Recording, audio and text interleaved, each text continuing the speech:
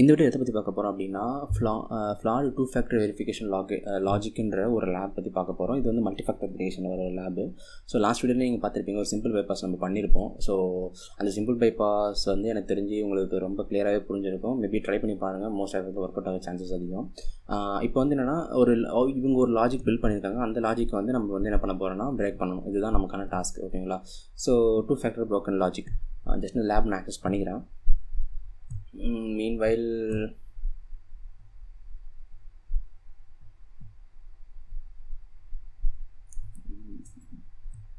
okay, இங்கே கொடுத்துட்டாங்க two factor authentication is vulnerable due to a flawed logic to solve the lab access carless account page.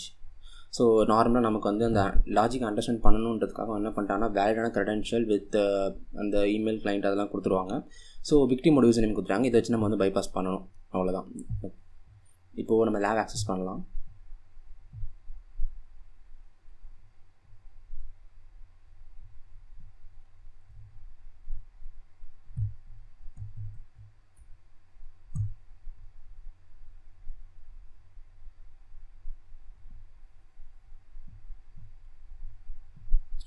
Clear பண்ணிக்கிறேன். இப்போ my account போகிறேன். Just understand பண்ணுறதுக்காக தான் history clear பண்ணேன். Like என்ன லாஸ்ட்டில் இப்போ சால்வ் பண்ண அதே ரெக்வஸ்ட்ஸ்லாம் வந்து இருக்கும். ஸோ அதனால் இதுக்கு போயிருக்கேன். இப்போ நமக்கு யூஸ்வல் சொன்ன மாதிரி நம்ம வெய்னர் பீட்டர் இந்த இதை வச்சு நம்ம அண்டர்ஸ்டாண்ட் பண்ணலாம். இமெயில் கிளைண்ட் சேம் அந்த லாஸ்ட் லேப்பில் என்ன நம்ம பார்த்தோமோ அதே ஒரு கான்செப்ட் தான் எதுலேயுமே இருக்குது. கான்செப்ட் இன் சென்ஸ் அதே லாஜிக் தான். 1972 அப்படின்ற ஒரு ஓடிபி போட்டால் 1972. ஓகே, வெய்னரோட அக்கௌண்ட் லாகின் பண்ணிட்டோம். நீங்கள் இதை அண்டர்ஸ்டாண்ட் பண்ண நம்ம இது லாஸ்ட் டைம் என்ன அண்டர்ஸ்டாண்ட் பண்ணணுமோ அதே மாதிரி நீங்கள் வந்து என்ன பண்ணுங்கள், லாஜிக் வந்து ஸ்ப்ளிட் பண்ண ஆரம்பிங்க. ஓகே, நமக்கு என்ன லாஜிக் அவங்க கொடுத்தாங்க அது நம்ம என்ன பண்ண போகிறோன்றது நம்ம வந்து ஸ்ப்ளிட் பண்ணணும். இப்போ நான் பர்க் ஷூட்டோட இதை ஆஃப் பண்ணிக்கிறேன். ஸோ நான் அண்டர்ஸ்டாண்ட் பண்ணிக்கிறேன். ஃபஸ்ட் என்ன நடக்குதுன்றது அண்டர்ஸ்டாண்ட் பண்ணணும். சேம் லாஜிக்கான்றது நம்ம ஃபஸ்ட் ட்ரை பண்ணணும். ஃபஸ்ட் என்ன பண்ணுறேன், லாகினில் போய்ட்டு யூசர் நேம் மெயினாக போய்ட்டு கொடுக்குறப்போ என்ன ஆகுதுன்னா சேம் அதே மாதிரி ஒரு செஷன் ஜென்ரேட் ஆகுது. அவங்க கிளைண்ட்ஸ் வந்து ஒரு செஷன் கொடுக்குறாங்க. அது மட்டும் இல்லாமல் இங்கே ஒரு பார்க்க வேண்டிய விஷயம் என்னென்னா வெரிஃபை ஈக்குவல் டு வெய்னர் அப்படின்னு சொல்லிட்டு ஒரு அடிஷ்னலாக ஒரு குக்கி வந்து வருது, ஓகேங்களா? இப்போ லாஸ்ட் டைம் வந்து பார்க்குறப்போ செஷன் மட்டும் தான் நமக்கு வந்துச்சு லாஸ்ட் லேப். இந்த லேபில் பார்க்குறப்போ என்னென்னா செஷன் மட்டும் வராமல் இந்த செஷனுக்கு இந்த யூசர் மேபி பைண்ட் பண்ணி அவங்க சர்வீஸ்லேருந்து அனுப்புகிறாங்களா, அந்த மாதிரி இருக்கலாம். இப்போ நான் என்ன பண்ணுறேன், கெட்டில் போயிட்டு அது கொடுத்தேன்னா அடுத்த ஒரு பாஸ்வேர்ட் பேஜ் வரப்போது அந்த பாஸ்வேர்ட் பேஜுக்கும் சேம் செஷன் செட் ஆகிருக்கு. செஷனில் வந்து நான் சர்வர் ஜென்ரேட் பண்ணுற ஐடியும் வெரிஃபை இந்த யூசர் அப்படி சொல்கிறது வெய்னர் அப்படின்ற யூசருக்கு இந்த செஷன் சொல்லிட்டு வெரிஃபை பண்ணுறதுக்கு அவங்க வெரிஃபைன்ற ஒரு பேராமீட்டர் வச்சுட்டு அதில் யூசர் நேம் கொடுத்துட்றாங்க. ஃபாலோட் பை இப்போ நான் கரெக்டாக போட்டேன் அப்படின்னா எங்கது கரெக்டாக போடுறேன் அப்படின்னா அக்கௌண்ட்டுக்கு ரீடைரக்ட் ஆகுது.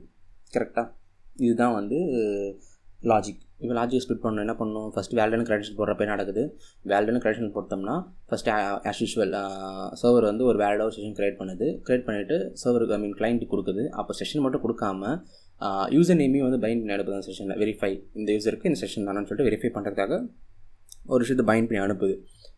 ஸோ நான் என்ன பண்ண போகிறேன்னா இப்போது அதுக்கப்புறம் எனக்கு லாஜிக் என்னென்னா அந்த யூசர் வச்சு நம்ம ஓடிபி ஸ்க்ரீன் அந்த ரெக்வஸ்ட் வச்சு நம்ம ஓடிபி ஸ்க்ரீன் வந்துடுது.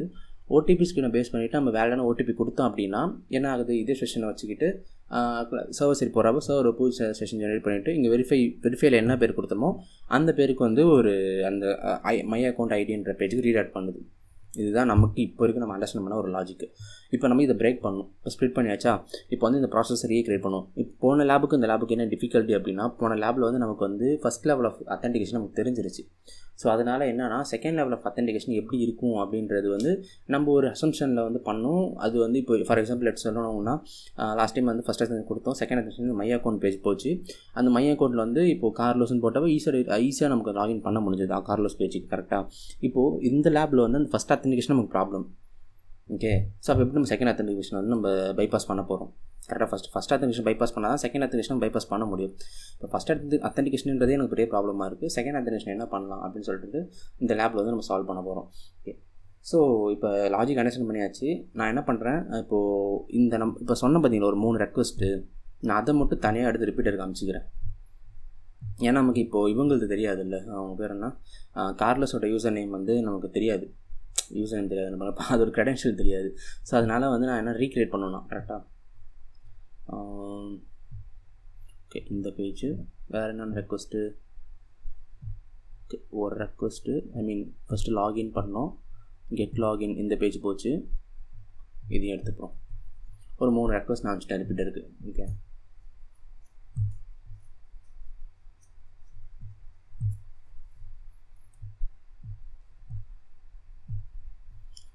ஓகே. இதை நான் இப்போ நார்மல் வெய்னர் அண்ட் பீட்டருக்கு கொடுக்குறப்போ சேம் வெரிஃபை வெய்னர் வருது. இப்போ இந்த இடத்துல நான் கார்லோஸ் மாற்றினா என்ன நடக்குதுன்னு செக் பண்ணுவோம்.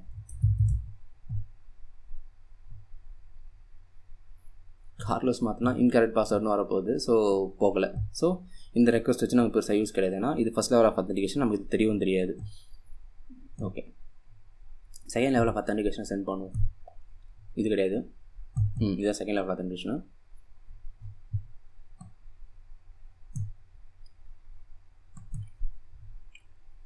ஓகே, இப்போது இந்த ரெக்வஸ்ட் எதுக்கு வச்சுருக்காங்க? அதாவது ஒரு பேஜ் ரீடைரக்ஷன் தான். இதை கொடுக்குறப்போ என்ன கேட்குது? ப்ளீஸ் என்டர் 4 டிஜிட் செக்யூரிட்டி கோட்னு கேட்குதா? ஸோ அப்போ என்ன மீனிங்? இந்த பேஜ் போகிறப்போ ஒரு ஓடிபி ட்ரிகர் ஆக்ஷன் பேக்எண்டில் பண்ணியிருக்கலாம். அதனால தான் கேட்குது. இப்போ நீங்கள் இந்த ரெக்வஸ்ட்லேயே உங்களுக்கு ஓடிபி ட்ரிகர் ஆயிருக்கும் அப்படின்னா இந்த ரீடைரக்ஷன்லேயே தெரிஞ்சிருக்கும். எங்கள் வெயினருக்கு போட்டால் தெரியும். இந்த ரீடைரக்ஷனே ஓடிபி ட்ரிகர் ஆக சான்ஸஸே கிடையாது. இந்த பேஜ் போட்டால் தான் ட்ரிகரே ஆக போகுது. கரெக்டாக ரீடைரக்ஷன் சர்வீஸ் நடக்க போகுது. ரீடைரக்ட் பண்ணி கிளைண்ட் சர்வர் அப்போ ஒரு பேஜ் கொடுக்குதுன்னா ட்ரிகர் போட்டது அந்த பேஜை கொடுக்கும், இல்லைனா கொடுக்காதில்ல. ஸோ இப்போ நம்ம என்ன பண்ணோம்னா, இப்போ நம்ம ரீட்ரிகர் பண்ணிடுவோம். ஸோ ஃபஸ்ட்டு ஒரு ட்ரிகர் பண்ணியிருந்தோம், கிளைண்ட்ஸிலே பண்ணியிருந்தோம். நம்ம திருப்பி அதை ரிப்பீட்டரில் கொடுத்து ட்ரிகர் பண்ணலை. இப்போ நமக்கு ஒரு ஓடிபி தான் வந்திருக்கணும் அந்த இதில் எக்ஸ்ப்ளாய்ட் சர்வர் இமெயில் கிளைண்ட்டில். இப்போது நம்ம செக் பண்ணுவோம் இன்னொரு ஓடிபி வந்திருக்கான்ட்டு. தெரியுதா? இங்கே ஒரு ஓடிபி வந்திருக்கு. இப்போ என்ன பண்ணால் இது ரெக்வஸ்ட் திருப்பியும் கொடுப்போமே. ரெஃப்ரெஷ் பண்ணுவோம். இப்போ ஒரு ஓடிபி ஜென்ரேட் ஆகுது. அப்போது நீங்கள் அண்டர்ஸ்டாண்ட் பண்ணுற லாஜிக் என்னன்னா, இந்த ரெக்வஸ்ட் யூசருக்கான ஓடிபி ட்ரிகர் பண்ணுறது. ஓகேவா? இப்போ நான் இதில் செஷனை தூக்கிட்டு ட்ரிகர் பண்ண என்ன நடக்குதுன்னு செக் பண்ணுவோம். ரெஃப்ரெஷ் பண்ணுவோம். இப்போ ஓடிபி ட்ரிகர் இருக்குது, தெரியுதா?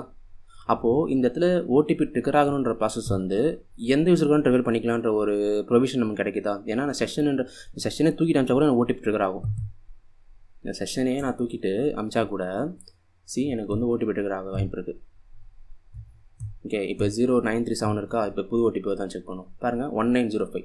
அப்போது இப்போ என்ன மீனிங்கு? நான் யாருக்கு வேணால் ஓடிபி ட்ரிகர் பண்ணிக்கலாம்.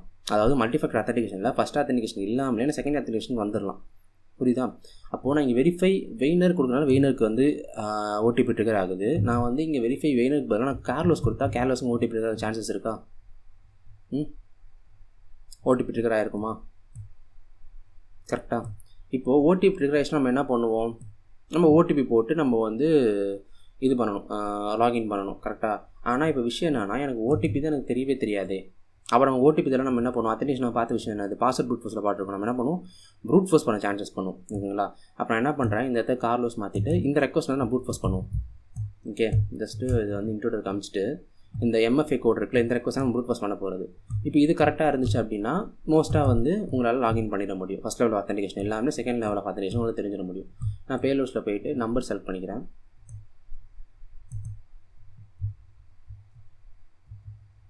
4 டிஜிட்ன்றதுனால மோஸ்ட்டாக இந்த காம்பினேஷன் தான் இருக்கும். ஸ்டெப் 1 கொடுத்துக்கிறேன். மினிமம் மேக்ஸிமம் 4 செட் பண்ணிக்கிறேன்.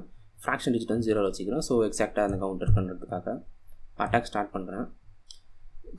நம்ம என்ன சொல்லுவேன், கரெக்டான யூசர் நேம் பாஸ்வேர்டு வந்துச்சு அப்படின்னா 302 ஸ்டேட்டஸ் கோடில் வரும்ல. ஸோ அதை நான் ஃபில்டர் பண்ணிக்கிறேன். 302 வருதான்னு பார்ப்போம். இங்கே 302 ஸ்டேட்டஸ் ஒன்று வந்திருக்கா? இங்கே போய் பாருங்கள். ஓகே, இதை அப்படியே எடுத்து காப்பி பண்ணி ரெஸ்பான்ஸில் ஷோன் ப்ரௌசரில் கொடுத்தீங்கன்னா உங்களுக்கு லாகின் ஆகிடும்.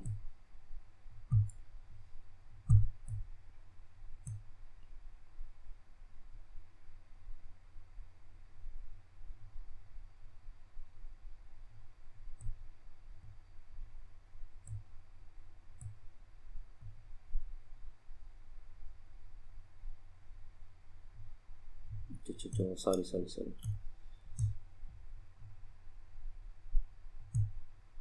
ஜஸ்ட் பாஸ் பண்ணிக்கலாம்.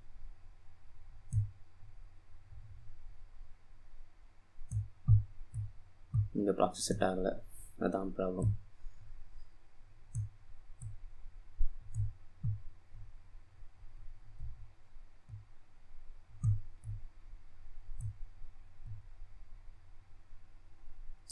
கார்லெஸ் அக்கௌண்ட் போயிருச்சு.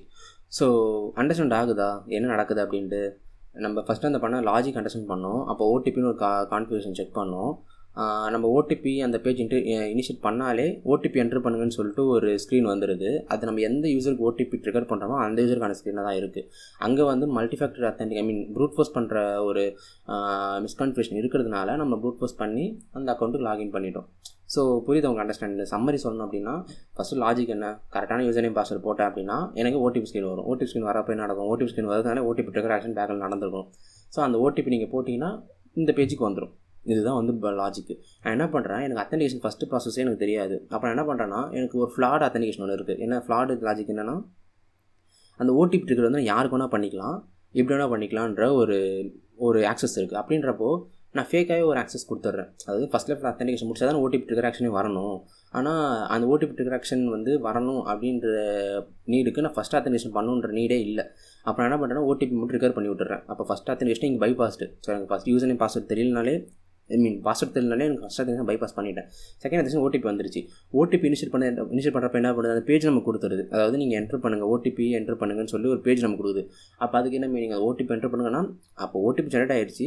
ஜெனரேட் ஓடிபி நான் என்ட்ரு பண்ணேன்னா எந்த யூசருக்கு என்ட்ரு பண்ணுறன்ற மேட்டர் இருக்குல்ல. இங்கே பார்த்தீங்கன்னா தெரியும், ரிப்பீட்டாக பார்த்தா தெரியும். ஓடிபி நீங்கள் சொல்கிற இனிஷியேட் பண்ணுறதே இங்கே யூசர் நேம் கொடுத்துட்றீங்க, வெரிஃபை யூசர் நேம். இதுவே ஒரு தப்பு. ஃபஸ்ட்டு குக்கியில் வந்து இவ்வளோ பிளேனாலாம் யூசர் நேம் அனுப்பவே கூடாது. இங்கே அனுப்புகிறாங்க. ஸோ யூசர் நேமே அனுப்பக்கூடாது, ஃபஸ்ட்டு அனுப்புகிறாங்க, அது தப்பு. ஸோ அதை அனுப்புகிறப்போ ஓடிபி இனிஷியேட் ஆகிடுது. ஓடிபி இனிஷியேட் ஆன பேஜ் தான் இந்த பேஜ். நமக்கு இதில் பார்த்தீங்கன்னா தெரியும், ப்ளீஸ் என்டர் 4 digit இருக்கும். அப்போ இதை வச்சு ஓடிபி இனிஷியேட் பண்ணிடுறோம்.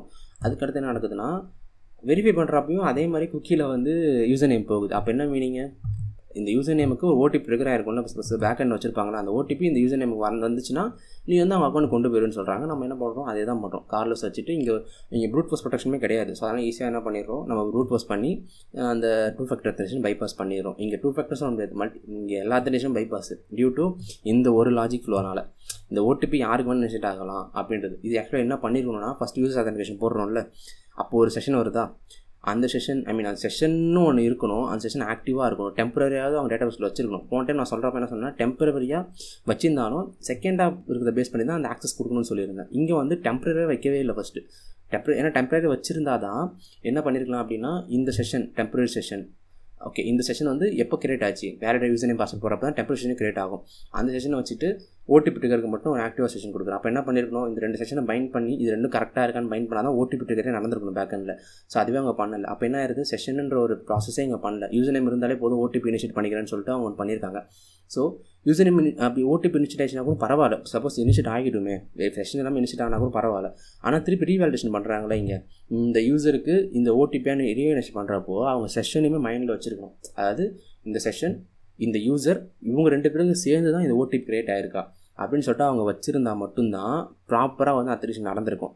அங்கேயே ஃப்ளா ஆயிடுச்சு. அதனால் ஈஸியாக நம்ம பைபாஸ் பண்ணிட்டோம். ஹோப் இந்த வீடியோ வந்து உங்களுக்கு ஒரு கிளியர் அண்டர்ஸ்டாண்டிங் கொடுத்துருக்கோம். அதே மாதிரி இந்த மாதிரி சினாரியோஸ் வந்து சீரியஸாக சொல்கிறேன், நான் பென்டெஸ்ட் பண்ணுறப்பயுமே வந்து ஒரு சில இடத்துல நடந்திருக்கு. ஓகேவா, சேம் எக்ஸாக்டாக இது இல்லைனா கூட அந்த லாஜிக் அண்டர்ஸ்டாண்ட் பண்ணுறப்போ மோராலஸ் இதே மாதிரி சினாரியோஸும் நான் பார்த்துருக்கேன். மல்டிஃபேக்டரும் இல்லை, மற்ற இடத்துலையுமே பார்த்துருக்கேன். ஓகே, இப்போ ஐஆர் எடுக்கிறப்பெல்லாம் இந்த மாதிரி சினாரியோஸ் வரும். செஷன் ஹேண்டிலிங்கில் பண்ணுறப்பெல்லாம் இந்த மாதிரி நான் செக் பண்ணியிருக்கேன். சில பேர்லாம் வெரிஃபை அந்த செஷன்லேயே வந்து இப்போ வெரிஃபை வச்சுருக்காங்க, யூசர் நேம் வச்சுருப்பாங்க. நீங்கள் ஐடார்லாம் போய் டஃப்பாக போய்ட்டு என்னென்னமோ ப்ரௌசரில் பர்க்ஷூட்டில் அப்படி இப்படி ஐடியாக மாதிரி பண்ணிட்டுருப்பீங்க. நீங்கள் ப்ரௌசர் ஓப்பன் பண்ணி F12 அடித்து யூசர் நேமில் மாற்றினா டப்பார்னு மாறிடும். ஸோ அந்த மாதிரி நடக்கும் இல்லைங்களா. ஸோ அதனால் இந்த சினாரியோ நோட் பண்ணுவீங்க. இப்போ இந்த லேப்னால் இந்த சினாரியோ, இப்போ நீங்கள் அத்தன்டிகேஷன் எடுத்துக்கிட்டால் இதெல்லாம் நீங்கள் செக் பண்ணணும். ஒரு செக்லிஸ்ட் மட்டும் வச்சுக்கோங்க, தப்பு கிடையாது. செக்லிஸ்ட் வச்சுக்கிறதுன்றது மிஸ்டேக் கிடையாது. நீங்கள் வச்சுக்கிட்டீங்க அப்படின்னா உங்களுக்கு ஃபர்தராக வந்து நீங்கள் எல்லாமே ஞாபகம் வச்சுக்க முடியாது கரெக்டாக. இந்த பக் பவுண்டரி செக்லிஸ்ட்னு ஒன்று கொடுக்குறாங்க, எது கொடுக்குறாங்க. ஸோ இதெல்லாம் நீங்கள் ட்ரை பண்ணி பாருங்கள். அதே மாதிரி நீங்கள் உங்களுக்கான ஓன் நீங்கள் ரெடி பண்ணி வச்சுக்கோங்க. அதேமாதிரி ஒவ்வொரு தடையும் பண்ணுறப்போ உங்களுக்கு அந்த அப்ளிகேஷன் அண்டர்ஸ்டாண்ட் ஒரு லாஜிக்கை நீங்கள் டிஃபைன் பண்ணி த்ரெட் மாடலிங் பண்ணிங்கன்னா ஈஸியாக வந்து இது பண்ணலாம், ஒரு நல்ல ஒரு பென் டெஸ்டிங் பண்ணலாம். ஹோப் இந்த வீடியோ உங்களுக்கு ஒரு அண்டர்ஸ்டாண்டிங் கொடுத்துருக்கோம். சப்போஸ் டவுட்னா டிஸ்கஷன் ஃபோரமில் போடுங்க. ஸோ நான் செக் பண்ணுறேன், பார்க்கலாம். ஓகேங்களா.